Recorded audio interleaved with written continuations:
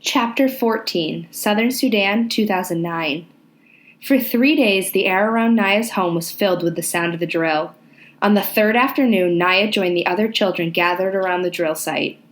The grown-ups rose from their work pounding rocks and drifted over, too. The workers seemed excited. They were moving quickly as their leader called out orders. Then, whoosh! A spray of water shot high into the air. This wasn't the water that the workers had been piping into the borehole. This was new water that was coming out of the hole. Everyone cheered at the sight of the water. They all laughed at the sight of the two workers who had been operating the drill. They were drenched, their clothes completely soaked through. A woman in the crowd began singing a song of celebration. Naya clapped her hands along with all the other children. But as Naya watched the water spraying out of the borehole, she frowned. The water wasn't clear. It was brown and heavy-looking. It was full of mud.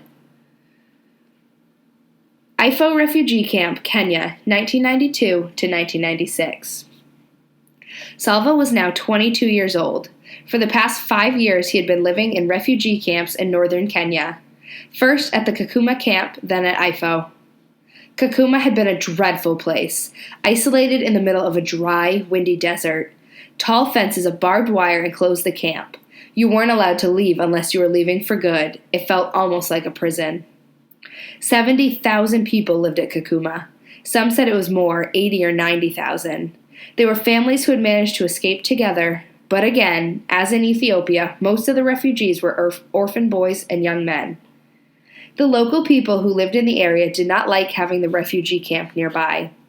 They would often sneak in and steal from the refugees. Sometimes fights broke out and people were hurt or killed. After 2 years of misery at Kakuma, Salva decided to leave the camp. He had heard of another refugee camp, far to the south and east, where he hoped things would be better. Once again, Salva and a few other young men walked for months. But when they reached the camp at Ifo, they found that things were no different than at Kakuma. Everyone was always hungry, and there was never enough food. Many were sick or had gotten injured during their long, terrible journeys to reach the camp. The few medical volunteers could not care for everyone who needed help. Salva felt fortunate that at least he was in good health. He wanted desperately to work, to make a little money that he could use to buy extra food. He even dreamed of saving some money so that one day he could leave the camp and continue his education somehow. But there was no work. There was nothing to do but wait. Wait for the next meal, for news of the world outside the camp. The days were long and empty. They stretched into weeks, then months, then years. It was hard to keep hope alive when there was so little to feed it. Michael was an aid worker from a country called Ireland. Salva had met a lot of aid workers.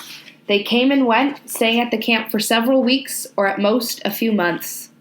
The aid workers came from many different countries, but they usually spoke English to each other. Few of the refugees spoke English, so communication with the aid workers was often difficult. But after so many years in the camps, Salva could understand a little English. He even tried to speak it once in a while, and Michael almost always seemed to understand what Salva was trying to say. One day, after the morning meal, Michael spoke to Salva. "You seem interested in learning English," he said. "How'd you like to learn to read?" The lessons began that very day. Michael wrote down 3 letters on a small scrap of paper. A, B, C, he said, handing the scrap to Salva. A, B, C, Salva repeated.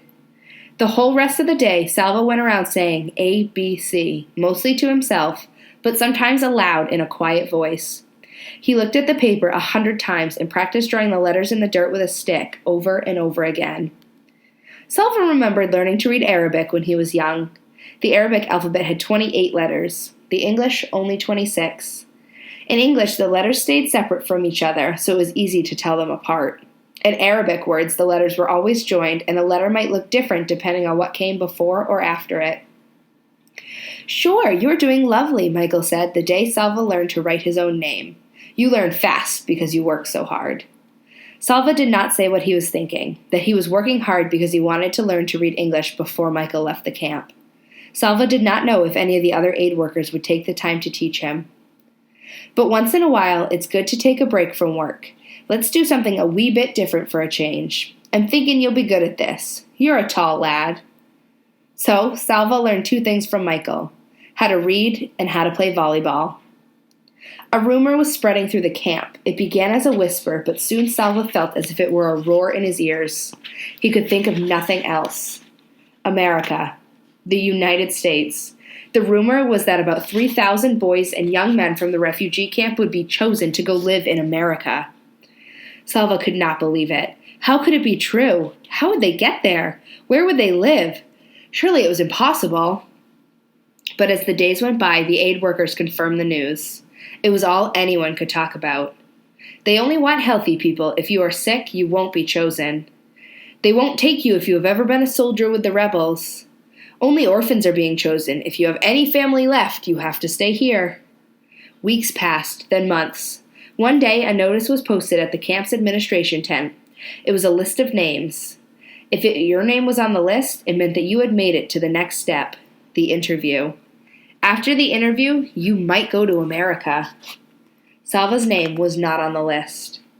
Nor was it on the next list or the one after that. Many of the boys being chosen were younger than Salva. Perhaps America doesn't want anyone too old, he thought. Each time a list was posted, Salva's heart would pound as he read the names. He tried not to lose hope. At the same time, he tried not to hope too much. Sometimes he felt he was being torn in two by the hoping and the not hoping. One windy afternoon, Michael rushed over to Salva's tent. "Salva, come quickly! Your name is on the list today!" Salva leaped to his feet and was running even before his friend had finished speaking. When he drew near the administration tent, he slowed down and tried to catch his breath. He might be wrong. It might be another person named Salva. I won't look too soon. From far away, I might see a name that looks like mine, and I need to be sure. Salva shouldered his way through the crowd until he was standing in front of the list. He raised his head slowly and began reading through the names. There it was. Salva Dutt, Rochester, New York. Salva was going to New York. He was going to America.